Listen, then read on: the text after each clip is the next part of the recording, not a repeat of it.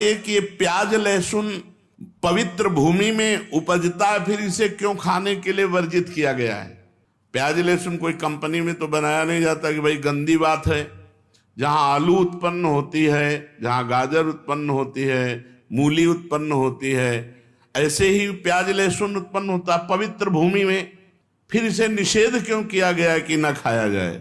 प्याज लहसुन घोर तामसिक वृत्ति है, इसके खाने से घोर तमोगुण बढ़ता है। आलस्य, निद्रा और भजन में मन ना लगना और गंदे भावों का उदय होना इससे होता है। इसलिए संतों ने इसे मना किया है, क्योंकि आहार शुद्धि से ही मन शुद्धि होता है। जैसा खाओ अन्न वैसा बने मन। इसलिए आध्यात्म की उन्नति की इच्छा रखने वाले साधकों को कभी प्याज लहसुन पड़े हुए भोजन को नहीं पाना चाहिए। और जिस रसोई में मांस बनता हो उस रसोई में, उस पात्र में बने हुए खीर पूड़ी रोटी दाल भी नहीं पानी चाहिए। शुद्ध अंतःकरण हुए बिना सिद्धि नहीं मिलती, और बुरे भाव आते हैं तो अंतःकरण शुद्ध नहीं है। पर हम मंत्र जप कर रहे हैं तो क्या सिद्धि प्राप्त हो जाएगी?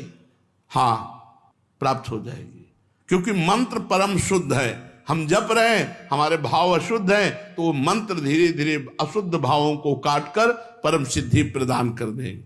और ये भूत प्रेत कोई कोई सिद्ध कर लेते हैं मंत्र से, इनकी क्या गति होती है? जो भूत प्रेत की उपासना करते हैं ये तामसिक सिद्धि है, वो नरक की प्राप्ति होती है और भूत बनते हैं।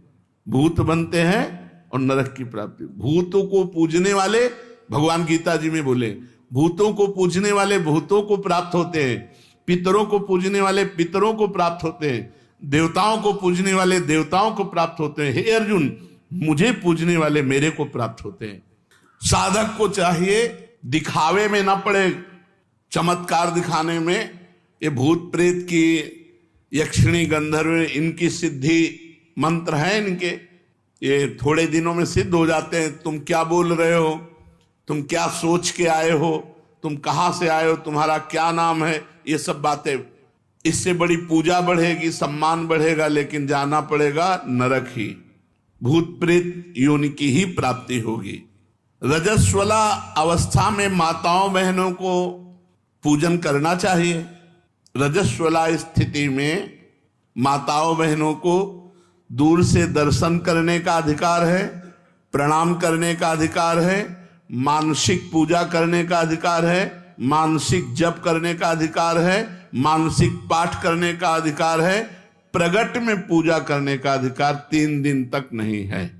जो भोग परायण है, जो गृहस्थी में है, वो 3 दिन तक अपने ठाकुर की सेवा दूसरे से करावें, क्योंकि रजस्वला स्थिति में शास्त्र निषेध करता है। अगर रजस्वला स्थिति में संख्या ली है, गुरु ने दिया है माला जपने का, तो कैसे पूरी करे? तो शायद उस समय काउंटर नहीं होगा जब उत्तर लिखा गया है। तो इन्होंने कहा कि सूत की माला ले सकते हैं या लकड़ी की माला ले सकते हैं। तुलसी की माला से रजस्वला स्थिति में संख्या पूरी न करें। अब तो बढ़िया सुविधा है, न सूत न लकड़ी, काउंटर अंगुरी में फंसा लो, मंत्र और नाम की संख्या पूरी कर लो। जप नहीं छोड़ना चाहिए, जप नहीं छोड़ना चाहिए। और किसी ग्रंथ का स्पर्श नहीं करना चाहिए, पूजा ग्रह का स्पर्श नहीं करना चाहिए, रसोई का स्पर्श नहीं करना चाहिए। अगर गीता, भागवत, रामायण इनका पाठ है तो जितना याद हो उतना मानसिक कर लेना चाहिए, ग्रंथ नहीं पकड़ना चाहिए रजस्वला स्थिति में। अब आखिरी में बता दीजिए कि सच्चा भजन हो रहा है, इसकी परीक्षा क्या है? सच्चा भजन हो रहा है हमारा, इसकी परीक्षा क्या है? भजन करने वाले की प्रतिपल उन्नति होती है।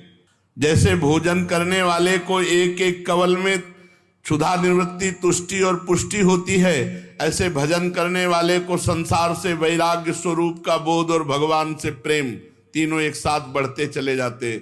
यदि संसार से वैराग्य हो रहा है, अपने स्वरूप का बोध हो रहा है, भगवान से प्रेम हो रहा है, तो आपका भजन ठीक चल रहा है। अगर भोगों में ही आसक्ति बढ़ रही तो कहीं त्रुटि कर रहे हो नाम जप में। नाम जप और बढ़ाओ। संसार के भोग कड़वे लगने लगे, यही भजन का फल है। भगवान प्यारे लगने लगे, यही भजन का फल है।